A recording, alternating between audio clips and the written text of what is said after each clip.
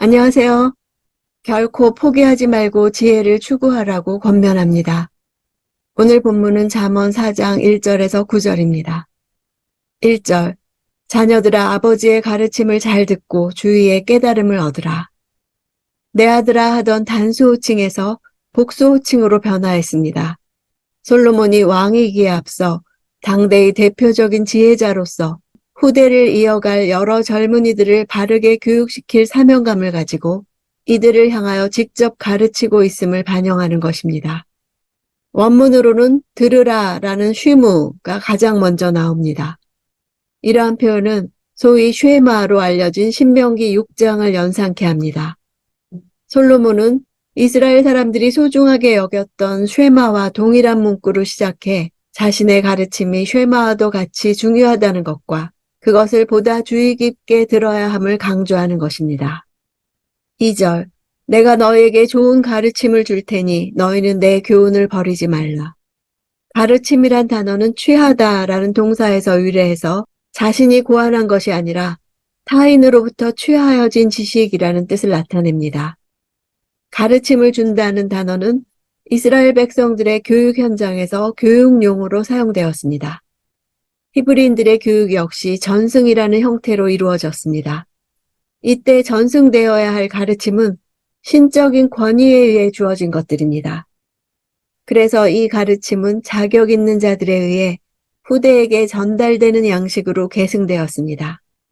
솔로몬은 자신이 전하는 가르침 역시 다른 사람들로부터 전수받은 권위 있는 규범이며 교육적 의미를 지니는 좋은 가르침임을 밝히고 있는 것입니다.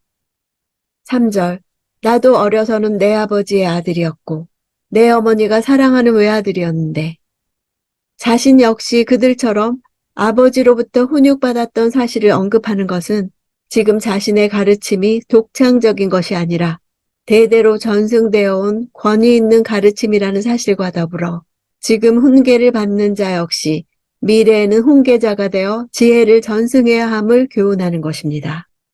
자신이 어떠한 자였는지 아버지의 총애와 어머니의 극진한 애정을 받은 아들이었다고 밝히는 것은 솔로몬 자신도 지금 가르침 받는 자들을 그러한 애정으로 바라보고 기대하고 있으며 그들도 자신과 같이 신앙 안에서 지혜롭게 성장할 것을 믿고 바라는 마음을 표현하는 것입니다. 현재 가르침을 받는 자들과 자신을 같은 위치에 놓음으로써 공감대를 형성하는 효과를 지닙니다. 실제 솔로몬은 외아들이 아니었음에도 외아들이라 한 것은 하나밖에 없는 독자처럼 어머니의 극진한 사랑을 받았다는 의미로 이해할 수 있습니다.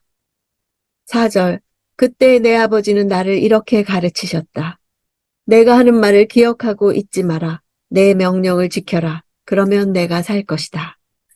4절부터 9절까지 아버지 다윗의 말을 직접 합법으로 전하며 모든 사람들이 존경하는 다윗의 교훈임을 강조하고 있습니다. 다윗의 말을 원문으로 보면 잊지 마라, 지켜라, 살아라 라고 명령형으로 이루어져 있습니다. 아버지의 훈계가 대를 이어 전해진 것을 강조하는 의도는 분명합니다. 자신의 가르침이 경험에 의해 그 효과가 입증되었다는 것입니다. 5절, 지혜와 깨달음을 얻어라. 내 말을 잊지 말고 내가 하는 말에서 벗어나지 마라. 역시 명령형을 2번 사용합니다. 얻다 하는 동사는 구매하여 소유하다라는 상업적 의미를 지닌 단어입니다. 다윗은 지혜와 깨달음을 매매의 대상으로 비유하고 있습니다. 구매자가 좋은 물건을 구하기 위해 자신이 지닌 재물을 투자하는 것처럼 지혜를 사라는 것입니다. 원문으로는 얻어라가 2번 반복되는데 이것은 장사꾼들이 사람들로 하여금 물건을 사도록 반복하여 외치는 것을 표현한 것입니다. 무슨 수를 써서라도 지혜를 사라는 뜻입니다. 6절, 지혜를 버리지 마라. 그러면 지혜가 너를 보호할 것이다. 지혜를 사랑하여라. 그러면 지혜가 너를 지킬 것이다. 지혜는 탐구할 가치가 있고 그 탐구에 대해서는 보상이 있습니다. 지혜를 여성형으로 써서 아내에 대한 남편의 애정 표현과 같이 뜨거운 사랑으로 지혜를 사랑할 것을 권하고 있습니다. 그 결과 지킬 것이다 라는 단어는 군사적 차원에서 적으로부터 방어하고 보호해준다는 뜻입니다. 지혜를 사랑한 결과 그만큼 실제적이고 확고한 보호와 안전을 제공받는다는 사실을 나타냅니다. 의인법을 사용해서 지혜를 마치 감정 교류가 가능한 인격으로 표현하는 기법을 통해 지혜를 한낱 피상적인 대상물로 여길 것이 아니라 인격적인 존재인 사람을 대하듯 존귀하게 대하고 특히 사랑하는 사람을 연모하듯 떠나거나 배신하지 말라고 지혜 추구 자세를 매우 구체적으로 설명하고 있습니다.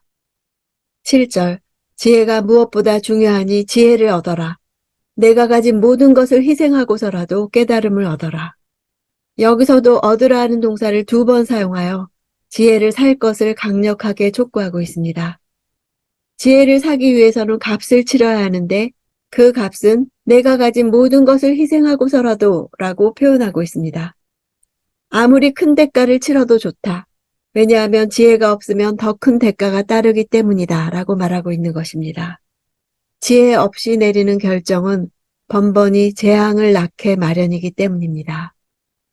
8절 지혜를 존경하여라. 그러면 지혜가 너를 높여줄 것이다. 지혜를 붙잡아라. 그러면 지혜가 너를 영광스럽게 할 것이다. 붙잡다라는 동사는 자녀나 연인을 품에 안는 것을 뜻합니다. 지혜를 신부처럼 지극한 애정을 가지고 아끼며 깊이 사랑하라는 것을 나타냅니다. 지혜에 대해 이처럼 깊은 애정을 가지면 지혜도 그를 높여줄 것입니다. 지혜에 대한 태도를 아내에 대한 남편의 태도에 비유한 것은 지혜를 얻는 것이 필요에 의해 일시적으로 이루어지는 것이 아니라 한 번 얻으면 끝까지 간직해야 하는 관계를 맺는 것임을 강조하는 것입니다. 9절 지혜가 내 머리에 우아한 화관을 씌워주고 영광스러운 왕관을 내게 줄 것이다. 화관은 상급을 나타냅니다. 지혜를 가진 자는 왕이 누리는 영화와 같은 최고의 영화를 누린다는 의미입니다. 우리는 가족들로부터 많은 것을 배우게 됩니다. 우리 모두는 좋든 나쁘든 부모로부터 영향을 받습니다. 악순환은 깨뜨리고 좋은 순환은 이어가는 것이 현명한 부모가 할 일입니다. 부모의 태도는 지나치게 권위적으로 흐르거나 혹은 아무런 교훈도 주지 못하는 사이에서 갈피를 잡지 못할 수도 있지만 잠언은 제3의 길을 제시해 줍니다. 확고한 가르침을 주되 언제나 하나님의 권위 아래에 있는 것입니다. 그러려면 부모가 먼저 하나님의 권위 아래, 말씀의 권위 아래에서 살아가야 합니다. 솔로몬이 내 아버지가 이렇게 가르치셨다고 말하는 것처럼 나의 현재 모습이 하나님 아버지께 배운 결과라고 말하기 원합니다. 동일한 고백이 자녀 입에서도 나오기를 소원합니다.